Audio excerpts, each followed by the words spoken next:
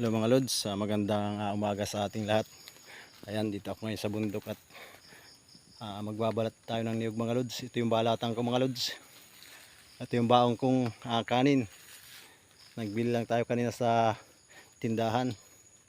Ang ulam natin mga lods ito. Ginataang sigarilyas. Saka may kanin na dalawang balot. Ito yung babalatan natin mga lods. Ayan, shout out sa ating viewers. Ito yung natira natin kahapon.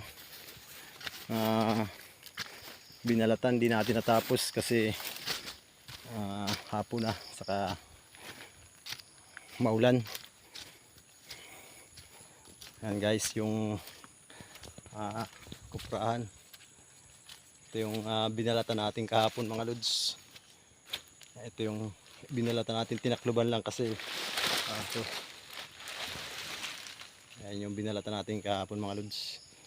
Mamaya madating yung maghihila kaya nag-ahon tayo ng maaga.